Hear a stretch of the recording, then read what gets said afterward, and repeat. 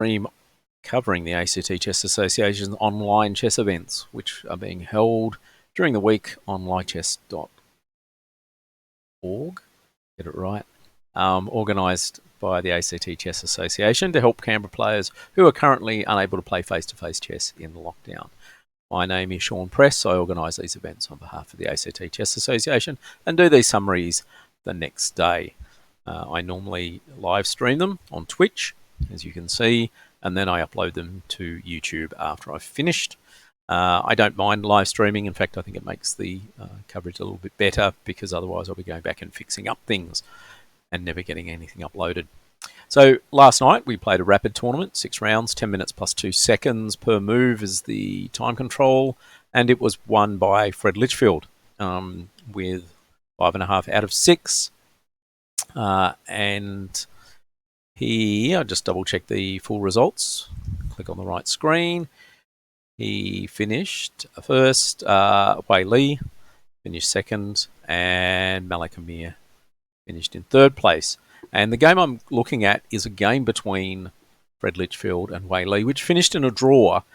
But this is a very instructive game about king and pawn endings. And this might go for a little bit long, and so I warn you now. So if you're not willing to sit through the whole thing, I understand. But you can find most of the analysis that I'm covering and the game itself on my blog, chessexpress.blogspot.com, which I've been running for about 10 years now. And you can find lots of good stuff on there. So enough of the plugs into having a look at the game itself. I'm going to go through the first few moves. Most of the action I want to focus on happens at move 40. So I'm just skipping through here. Queen's Gambit declined. Takes, knight takes. A couple of little sidelights here. Don't take on e4 if you get this position, because queen b4 check is very, very good for black. So we'll just keep moving forward. A few more moves. Now I do keep an eye on these games as they take place. And I was watching the game when knight h5 was played, and I was very suspicious of this move. And I think I have got every right to be, because after g4 here, that bishop is trapped on the edge of the board for now, and a great degree of difficulty in getting out. But the other trick that can also be tried here for black with this setup, because I've used it myself occasionally, is knight f3 check. Okay, because if the pawn takes the knight on f3, the g pawn takes, and then you've got these mating threats down the g file as well. But instead, black played queen to g7. King went to the corner. We swapped some more pieces off, and we're heading towards an ending as more and more pieces come off. So we've got bishop versus knight. Theoretically, slightly better for the bishop, because it's a long-range piece with pawns on both sides of the board. As it turned out, as much as white was hoping for, white was finding it very difficult to make progress here, because black has just set up a blockade. So eventually, white swapped into a pure king and pawn ending, and this is what I want to look at today. These endings are really tricky. Now, this position is drawn according to various engines that I went over with this one, but it is a battle of corresponding squares, as we say. Both sides want to break into the other side's position with the king, and you can either do it two ways. One, you can conquer a square. So I've highlighted the c4 square and the e5 square, and both kings might fight over these squares. If black can play something like king to e4, king to c4, then white is in trouble. Okay, but if white can get the king up the board to e5, and in fact there is another square I haven't marked yet which they can get to, then black is in trouble. And a lot of king and pawn endings are like this. And if you've ever played Go, it's very a similar concept to Go, I always feel, where often the best move for one side, the best point to place a stone for one side, funnily enough, is the best point to place a stone for the other side. So in this case, the best squares for the kings, both kings want to get there. So equal for now, but let's see what happens. So king c3, a6, king across to b3, a5 I think is dubious. The idea is that you want to get white to take on a5 and then drop the c pawn, and then suddenly all the squares are open for black. But in this case, we move on. G3. So the other thing about king and pawn endings is if you don't want to surrender squares with your king, you have to play essentially waiting moves. And these are pawn pushes. And eventually, endings like this are sometimes decided by who runs out of waiting moves. And then you get zugzwanged, which means that you have to move and you don't want to move. H5. And at this point, white played H4 and the position is still equal. Here, white can start pushing for a win with king A4. This was the other square that I mentioned. So, pawn takes pawn, and then you don't take with the pawn because you lose control of the C4 square. And black is going to reasonably win this ending reasonably easy if this is the case. For either one of two ways. Either the white king goes back to this square. Let me just draw an arrow here, if I can get this to work at some point. No, oh, there we go. If black goes back here, then this king is just heading in this direction and capturing the pawns. While if white goes forward, the best idea in this position is simply to move the king down to b3 and keep squeezing the white king up the board. I won't go into that variation in any great depth. The king took anyway, and this is the point now. It's black to move. So black now has to come up with something. So for example, if the king goes back to e5, king a5 is just winning because white is going to pick up the b pawn, run the a pawn up the board. Even if the king tries to chase the a pawn, we're going to drop the c pawn as well. And even if the king has captured both of these pawns, this white king is going to sort of head in this direction and start cleaning up these pawns here. Okay, so f4 is the correct move here. And white has a choice. And there are a few lines here that kind of end up transposing into each other if you're careful or not careful. So h4, g takes h4, g takes h4. King e6 is the correct move here, and I'll show you why later when this position comes up again. King here and king e5. Remember, corresponding squares, king on c4, king on e5, and black holds this position. So it was very important to reach this position where it is white to move, because white has to move away. G takes f4 instead. G takes f4 and h4. And we get into that same position as before, but now I'll just show you what can go wrong here. For example, if we mindlessly take here, take, then the king moves, then the king moves. Notice we've got the same position as before, except in this case, a couple of pawns have been exchanged. But more importantly, it's black's move in this position. So when the king goes to f5, king d4 is now quite strong. And the king has to move away from protecting the pawn, and we take it. The king can go across and take the h-pawn, but that is still going to be winning for white in a couple of lines, including one really interesting line that I'll show you very much later. Spoilers. So, in here, if we play king e5 straight away, king c4, without exchanging pawns, they're still winning, essentially, for white, because we keep pushing the black king further and further away. So that's why king e6 has to be played,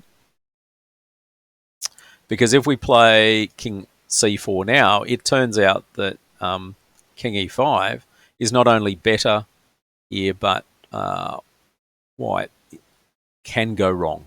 So a4 to waste a move, king e6. And now if we play king d4 thinking this is the right idea, it turns out that king f5 is just now absolutely better for black, because if we play a5, because we've got nothing else to do really, pawn up, king back to c4, and king g4, and we're suddenly cleaning up the h-pawn.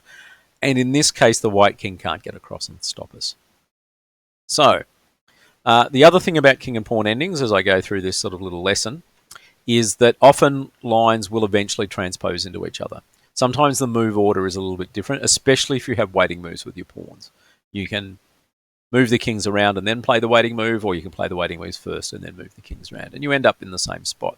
So let's go back h4, king e6 here. I just got to remember, and it's king a5. Okay. And here are a couple of lines, some good, some bad, okay, about whether we win or draw this position. So for example, if we play f takes e3 here, f takes e3, king f5, okay, looks nice and scary, but king here, We move the king across, take on b7. Taking on f3 is slightly better because it is. King takes, and then both kings will move out of the way of their respective pawns. Both pawns will queen at the same time. And although white still ends up ahead of pawn, it's a very, very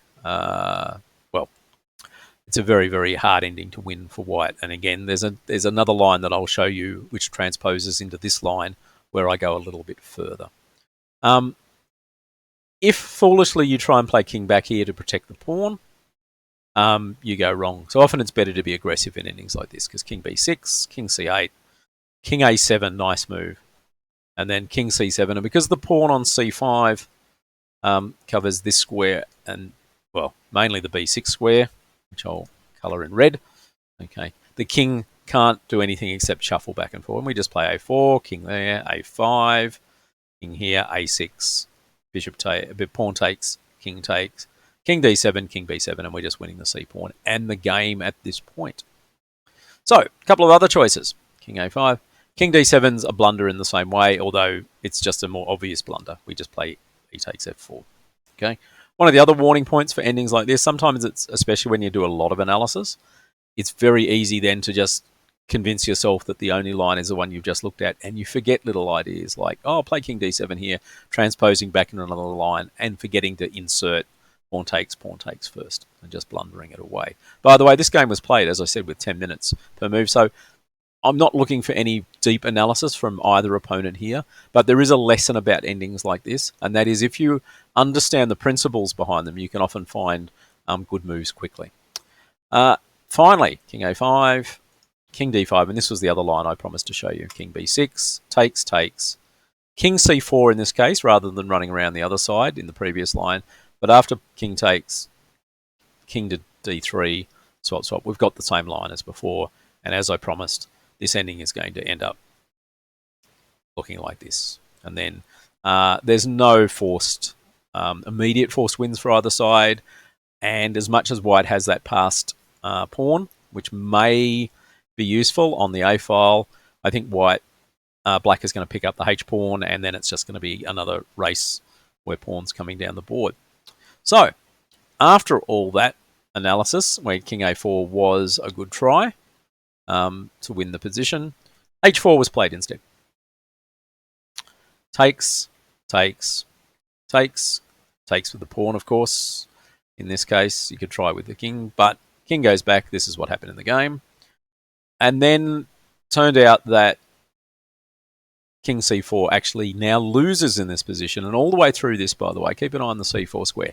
There are a number of moves that went wrong involving moving the king to c4. And I will point out moving the king to c4 for both sides. So, why is this losing? Because after f4, he takes king f5. And then suddenly it's just not massively advantageous to black, but black is now just going to win this position pretty straightforward. We're taking the pawn, we're going down to f3, even if we take a couple of other pawns. The long-term plan here, without going into any analysis, is eventually black will take the f-pawn, white's king will come across to d4, black will move down to take the pawn on f2, and quite happily give up the pawn on e5 at the same time, and then play king to g3, take the h-pawn, so you've got to pass h-pawn. White then has to bring the king over to stop the h-pawn, and when that happens, the black king then just heads basically back this way across the board and takes these pawns, and eventually the two pawns on the B and C files win. Okay, that probably takes 20 moves, but it's all a pretty straightforward 20 moves. Okay, all you've got to remember is outside pass pawns. So, black didn't play it. Black played king e5 instead. Okay, and we're back to equal now. So, b5, white's still pushing for a win here, takes, king d5, and again, there's some lines here that are worth looking at. For example, king b4, king e6, king c4, trying to squeeze the king e5. Okay, c6 is a winning idea, and I just had a look at this more as a flight of fancy. So takes, king up, And the idea is that after the king goes back and takes, we're going to try and squeeze the black king away from the pawns. So after king e5, you go from behind. Okay. But after f4, again, this position is back to being equal. You have to play your king back this way to hold the draw, though. That's the important thing here, because if you try and follow up with king e7, this turns out to be winning for black. Takes, and then you just run the king over and pick up the h-pawn. You can play king c6, or you can play this move as well. King takes, king here, king g4, king e5, king takes h4, king takes e4 is an equal position again, because both pawns are just going to race down the board and make a queen. So again, when you're looking at positions like this, often a lot of them end in draws just by mutual pawn racing. So king d5, so king b6. So again, white is still trying to play for a win in this position. Not a bad idea. King c4, okay, not quite the mistake yet. King takes b7, king takes c5, king c7. And if black had played king d5 here, king d7, king e5, king e7, we get the same drawn line as before. Once again, we've transposed back into another drawn line. But as I said before, beware of moves like king c4, because apparently now this loses for black. And let's just see. Now, I'm going to race forward a few moves. I'm not going to go too deeply in this because I really want to get to towards the final position, because there's just a fantastic idea I want to share. King to d6, and we're coming down. King e2, takes the pawn, takes the pawn, takes the pawn. White's currently up a pawn, black plays the king over. Now, the difference between this position and the last position I showed you when we were talking about pawns racing down the board is that the f-pawn isn't the f-pawn, it's actually the e-pawn, and that does make a little bit of a difference for the game. King g3 back here, yep, king takes f4, king f4, exclamation mark. It's the right move, and we'll see why in a second. King goes to h3, pawn goes to e4, king goes to g2. And when I was looking at this game, I just thought that white was now completely winning in this position, except for the fact there are two tricks here. And black certainly knew at least one of them, okay? And that was after king g5, looks like it's winning the pawn, okay? King g3, exclamation mark. And this idea has been seen in a number of famous games of chess, and a few studies that I've seen over the years. And now, of course, the point is that black is able to shepherd the pawn down the board like this, and then we get to this position. And after a couple of moves, the game ended in a draw. That's not what I'm going to show you, though. After king g5 and king g3, of course, if the king takes, then here just wins back the pawn, and we get king against king, and that's a drawn ending as well. So, what did white miss? White missed a trick that's occasionally seen and should be part of your ending knowledge, but the problem with this, just like trying to mate with bishop and knight versus king, is it turns up so rarely you often forget that it's there. And it goes like this. We play e5, and we play our race, and we try and get our pawns to the end of the board at the same time, which we do here and here, okay?